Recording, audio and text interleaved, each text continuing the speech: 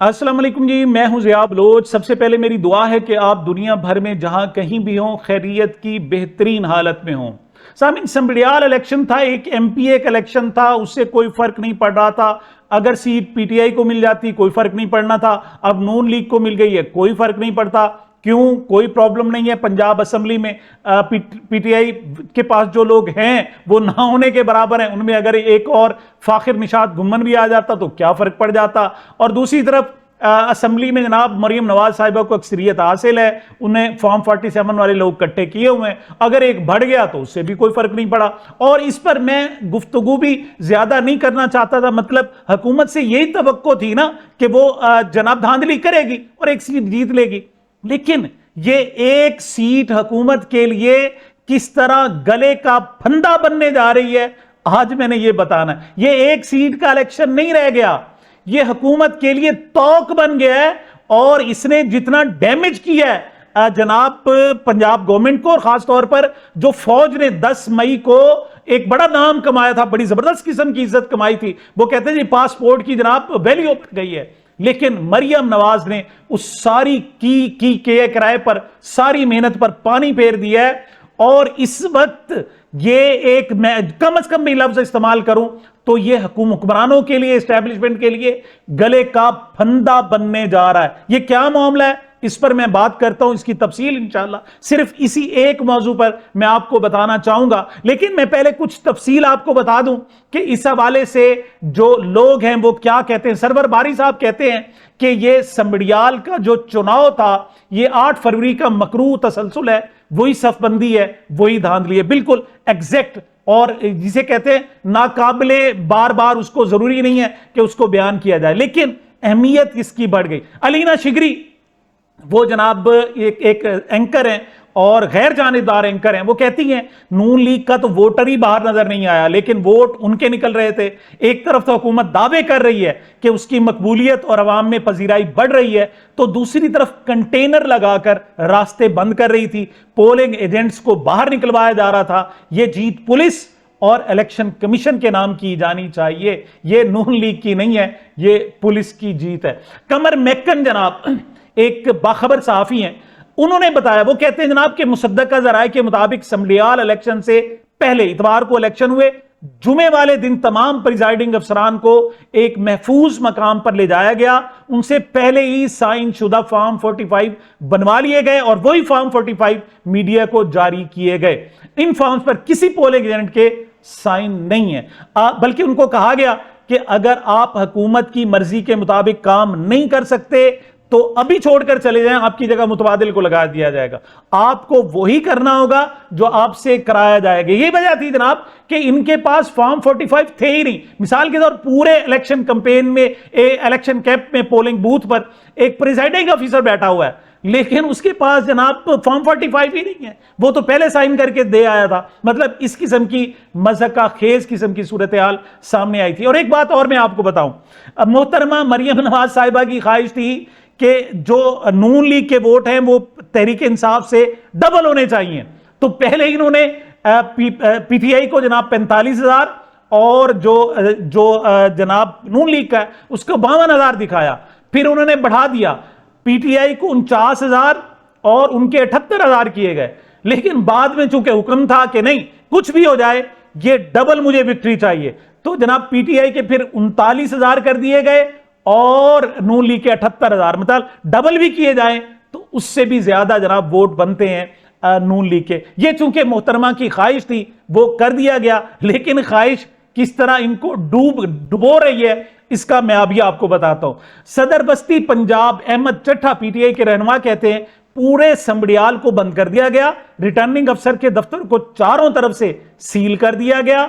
Ballot box भरने के बावजूद गिनती में हार रहे थे, तो तब फैसला हुआ कि जाली फॉर्म 45 दिए जाएंगे।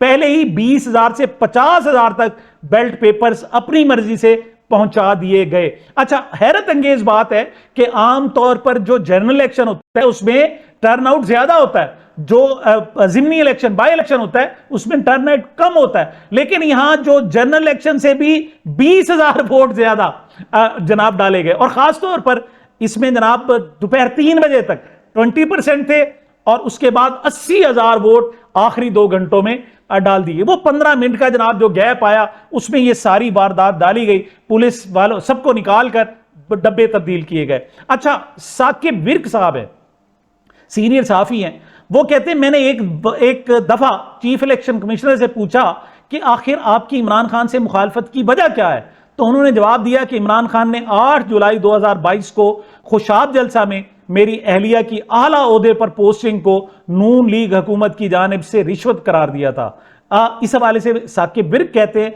कि मैंने पूछा तो मैं अकेला नहीं था, बल्कि सुप्रीम कोर्ट के एक सीनियर रिपोर्टर भी मेरे पास थे। इस पर समीना पाशा ने तबसरा किया है, वो कहती हैं हर कोई अपनी अपनी वजह दुश्मनी लिए बैठा है, कम ज़र्फ लोग अपना इंतकाम अवाम से ले रहे हैं। मिसाल, इससे गुस्सा इमरान खान पर है, लेकिन वोट जो चोरी किए जा रहे हैं अवाम किए जा रहे हैं और नफरत में इजाफा किया जा रहा है। अच्छा जी, पीपल्स पार्टी इस वक्त हामी है, हुकूमत में मौजूद है, गवर्नर पंजाब उनका है, सदर मुमलिकत उनके हैं, चेयरमैन सेनेट उनका है, मतलब बहुत सारे आईनी ओहदे उन्होंने लिए हुए हैं। लेकिन अब वो कहते हैं जी हमारी शिकस्त हुई है, लेकिन हमारी शिकस्त की वजह मुस्लिम लीग नून है। लोग हमसे नफरत इस वजह से करते हैं कि हम नून लीग के साथ खड़े हैं। नदीम अफजल चंद इस हवाले से क्या कह रहे हैं, जरा सुने। एक मैं तस्लीम करता हूं कि लोगों ने हमें वोट नहीं दिए। क्यों नहीं दिए? नून लीग का साथ देने की वजह से नहीं दिए। ये हकीकत है, बिल्कुल लोगों ने वोट नहीं दिए, ना हमें दिए ना नून लीग को दिए। ये हकीकत है, क्योंकि जब हम जाते थे देहाती लोगों में, वो गंदम का फसल हमें दिखाते थे कि जाओ हमारे घर में 1900 में मेरी गंदम बिक रही है, तो आप जवाब दे हो। हम कहते थे हम हुकूमत के इत्तेहादी नहीं है, हम हुकूमत में नहीं। कहते नहीं, आप बैठे हुए हुकूमत के साथ, यहां तो उनके खिलाफ बोलें, यहां उनके हक में बोलें। हमारी अंदर एक कंफ्यूजन थी लोकल लेवल पे, क्योंकि हमने सिस्टम को भी बचाना है। सिस्टम को बचाने की कंफ्यूजन, हमारे बयानिए की कंफ्यूजन, क्योंकि नून लीग का सलाम भी लेता है, पब्लिक उसको वोट नहीं देती। हमने तो उनको हुकूमत बना के दी है, उनका वजीर आजम बनाया है, और जो आज बातें करते हैं, जो वजीर है वो भी हमारे वोटों से हैं, जो हमें ताने देते हैं। यकीनन अवाम ने हमें रिजेक्ट किया है, लेकिन पंजाबी च कहंदे ना चंगियां दे लड़ लगे मेरी जोड़ी च फुल पै, बैड़ियां दे लड़ लगे अगले भी डुल गए। हम नून लीग के लड़ लगे हैं तो यकीन जानिए लोगों ने हमारे अगले फूल भी ले लिए। अच्छा, मैं वोट चोरी का जनाब एक मंजर आपको दिखाना चाहता हूं। ये एक रिटर्निंग प्रिजाइडिंग ऑफिसर हैं, इतनी बड़ी दाढ़ी, और जनाब क्या इज्जत होगी, 5 वक्त नमाज भी पढ़ते होंगे, इलाके में इनको जनाब कहा जाता होगा कि वाह वाह कमाल के आदमी है जनाब, बड़ा शरीफ आदमी है जनाब, हराम नहीं खाता जनाब। देखें, लेकिन नौकरी क्या क्या करवा देती है। हुक्म दिया गया कि वोट चोरी करने हैं। अब हुआ क्या कि ये जनाब बगैर गिनती, जो ही पोलिंग मुकम्मल हुई, सारे के सारे वोट उन्होंने एक थैले में डाले और लेकर जा रहे हैं, और लोग उनको रोक रहे हैं। वो कह रहे हैं जी पहले गिनती होगी फिर आप जाएंगे, लेकिन अपना मुंह छुपा रहा है। मतलब ये शख्स रिटर्निंग ऑफिसर बाशरा, पूरी दाढ़ी वाला, अपना मुंह छुपा रहा है, मतलब इस काबिल नहीं है कि अवाम को जवाब दे सके। क्या इनके ज़मीर इस हद तक मुर्दा हो गए, ये सामने आकर बात नहीं कर सकते? क्या मंजर था, जरा सुने और देखें। चला फॉर्म 45 यूसी पोलिंग स्टेशन बलोचक, इन्होंने फॉर्म 45 नहीं दिते, लैके चोरी करके नसते ने पे सरे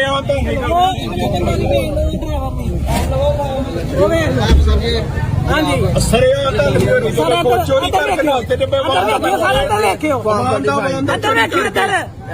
इधर देखियो भाई, इधर देखो जरा, इधर देखो, इधर देखो लाला जी, इधर देख लो आप।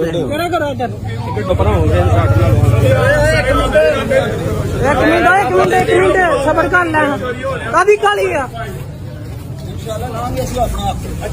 मैं जनाब हसनैन रफीक की जनाब शुक्रिया के साथ उनका एक छोटा सा क्लिप शेयर करना चाहता हूं।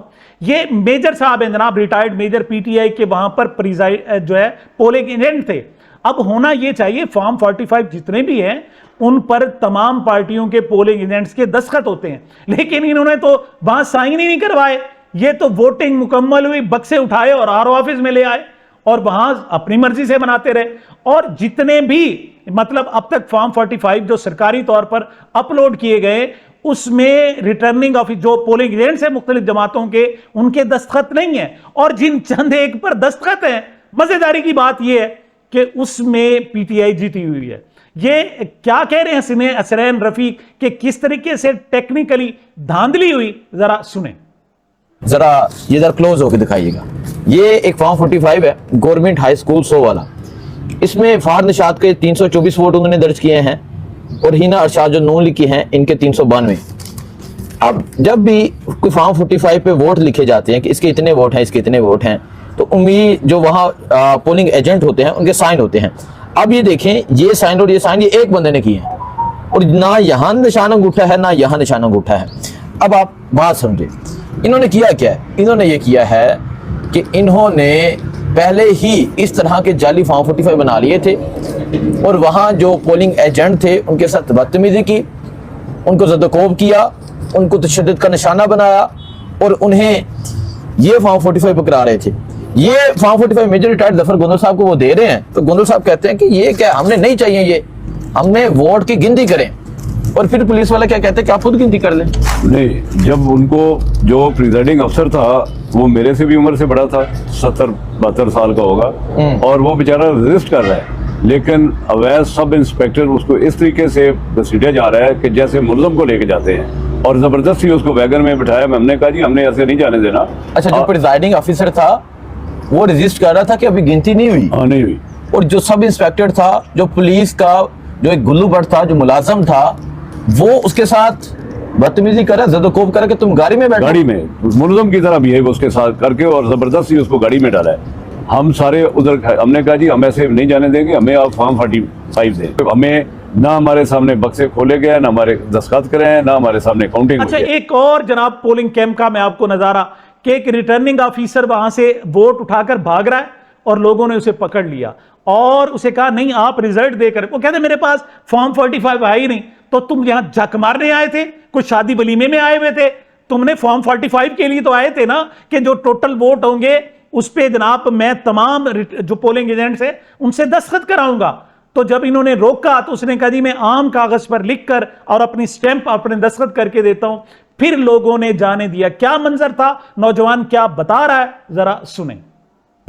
मैं साथ में ये बताता चलूं कि इनके पास फॉर्म 45 नहीं था और ये यहाँ से जाने की कोशिश कर रहे थे, तो हमने यहाँ पे इन्हें मज़ामत करके रोका है और ये इस बात पे माने हैं कि हम आपको एक डॉक्यूमेंट पे लिख के स्टैंप लगा के दे देते हैं कि जो यहाँ का जेन्युइन रिजल्ट आया है।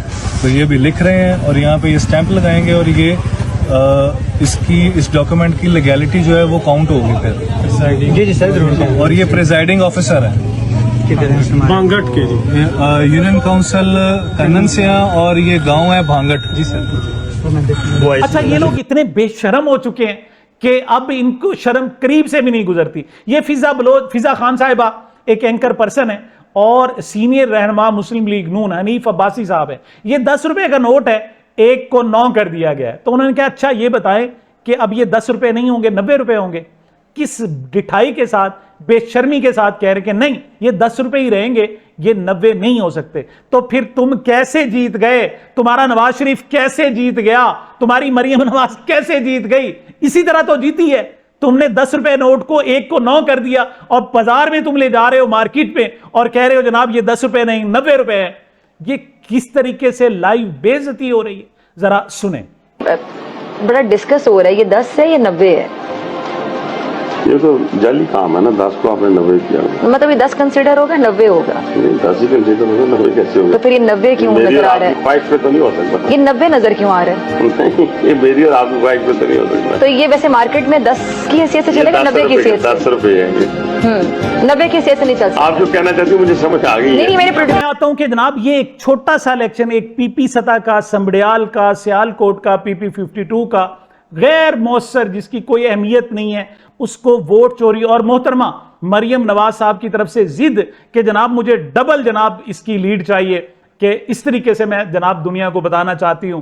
ज्यादा से ज्यादा एक जलसे में जाकर कहेगी देखें जी दुगना वोट हमने ले लिए, इतना ही होगा। लेकिन किस तरीके से इनके गले का ये फंदा बन रहा है। आप ये लोग ये समझते हैं कि शायद हम बेईमानी कर रहे हैं, हमने अदलिया को कंट्रोल कर लिया, मीडिया हमारे पास कंट्रोल हो गया, जो बोलेगा उनके खिलाफ केस कर देंगे, जेली केसों में जनाब उनको अंदर कर देंगे, कोई मीडिया पर कोई किसी को जनाब कोई एंकर, कोई सोशल मीडिया एक्टिविस्ट अगर बात करेगा उसको जनाब हम धमका देंगे। लेकिन ये समझते हैं कि शायद दुनिया अंधी है। दुनिया अंधी नहीं है, दुनिया सब कुछ देख रही है और आपके करतूतों का पूरा जायजा ले रही है। दो चीजें किसी भी मुल्क के हवाले से देखी जाती हैं। नंबर 1 कि वहां इलेक्शन कैसे होते हैं। 8 फरवरी को आपने इलेक्शन चोरी कर लिए थे, अब कर देते कि ठीक है जी हम हुकूमत है, हमने सख्त फैसले लिए, 1 सीट हार गए, कौन सी क़यामत आ जाती। लेकिन मोहतरमा मरियम नवाज साहिबा की जिद की वजह से संबड़ियाल इलेक्शन इस वक्त पूरी दुनिया में वजह तनाजा और मौजू बन गया है। यहां जितने भी एम्बेसडर थे पाकिस्तान के, सब ने रिपोर्टें भिजवाई, तमाम मुमालिक के जितने भी सफीर थे यहां हमारे पास, उन्होंने अपने अपने मुल्क को, अमेरिका को, बरतानिया को, रूस को, सबको कि जनाब इन्होंने रिगिंग की है, जाली इलेक्शन करवाए। तो 2 चीजें ही होती हैं, एक कि उस मुल्क के इलेक्शन कैसे हो रहे हैं और दूसरा कि उसमें अपोजिशन यानी हुकूमत अपने मुखालफिन के साथ सलूक क्या कर रही है। और ये दोनों चीजें हुकूमत इस वक्त बिल्कुल गैर मुहतात अंदाज में और फाशिज्म की इंतहाओं को छू रही है। आपने इलेक्शन के मामला देख लिए, अब इमरान खान के साथ क्या किया जा रहा है, उनकी बहन बता रही है, नौरीन आपा क्या कह रही हैं, जरा सुने। इमरान खान को जो इन्होंने जिस तकलीफ में रखा है वो कहीं शायद आपको मिसाल नहीं मिलेगी पाकिस्तान की सियासत में। इमरान खान को जिस तरह उन्होंने इस वक्त रखा हुआ है, जहाँ पे ना उनके पास रोशनी है, ना बिजली है, ना उनका सही खाना दिया जा रहा है और ना उनको वर्जिश या चलने की जगह दी जा रही है। तो इमरान खान जैसी तकलीफ तो किसी ने नहीं काटी। डील होती तो इमरान खान आराम से निकलते, जैसे कि सब लोग निकलते थे, सूटेड बूटेड बाहर आते थे। इमरान खान ने बड़ी तकलीफ काटी है। आप इमरान खान की डील्स, ये जान के इनका दिल करते इमरान खान डील करते, इन्होंने बड़ी कोशिश की थी कि इमरान खान डील करके निकले, लेकिन इमरान खान ने डील नहीं की। इमरान खान सारे केसेस, उन्होंने मुकाबला किया केसेस का और कोई केस उन पे साबित नहीं हो सका। इसलिए इमरान खान के लिए आप सबको बोलना चाहिए, मीडिया को भी, कि ये इमरान खान ने जो जिस तरह मुकाबला किया वो शायद ही आपको हिस्ट्री में पाकिस्तान की सियासत में मिलेगा। तो इसलिए, और आप ये बात करें कि आपने जबरदस्ती मीडिया जो डील पे लगा हुआ है, इन सब ने इमरान खान साहब से सलूक और दूसरा इलेक्शन चोरी। अब आप तैयार हो जाएं। अब सूरत हाल ये है कि पूरे मुल्क से, आप पूरी दुनिया से अब आपके पास डोजियर आना शुरू हो जाएंगे, आपको मैसेजिंग शुरू हो जाएगी कि आप इस वक्त डेमोक्रेटिक मुल्क नहीं रहे, डेमोक्रेटिक गवर्नमेंट नहीं रही। याद रखना, यूरोपीय यूनियन अब जायजा लेगी, अक़वाम मुत्तहिदा से आवाज आएगी और अमेरिका से तो बाकायदा इस हवाले से जो जनाब अमेरिकी कांग्रेसमैन है रुखन्ना, उन्होंने तो कह दिया है कि इमरान खान के साथ जो हो रहा है और वहां जो इलेक्शन में हो रहा है, इस पर मैं खामोश नहीं रहूंगा, बल्कि मैं अपनी पिटीशन दायर करने जा रहा हूं। क्या कह रहे हैं जनाब कांग्रेसमैन रुखन्ना, जरा सुने। Breaking news. I'm co-authoring legislation with Representative Joe Wilson and Representative Panetta to impose sanctions on Pakistan's military leadership. It's time that America take a stand. We need to sanction Pakistan's military leadership until they have free and fair elections and release Imran Khan. इस सूरत हाल में जनाब फौज भी बदनाम हो रही है, establishment बदनाम हो रही है, यहाँ के हुक्मरान ताकतवर लोग जनाब इस वक्त बदनाम हो रहे हैं और सिर्फ मरियम नवाज साहिबा की एक जिद की वजह से इन्होंने सारी सूरत हाल को तब्दील कर दिया है। इमरान खान इनके लिए जनाब इनके गले का कांटा बन गया है। अब वो ना निगला जा रहा है और ना उगला जा रहा है। अब आगे आगे देखिए, आने वाले दिन बहुत अहम है, याद रखिएगा। ईद, बल्कि ईद के बाद तो होगा, ईद से पहले भी बहुत कुछ हो सकता है। सामीन, ये मेरी अब तक की गुजारिशात थी। मुझे अपने इस चैनल को अपनी मोहब्बतों और दुआओं में याद रखिएगा। मिलते हैं छोटे से वक्फे के बाद।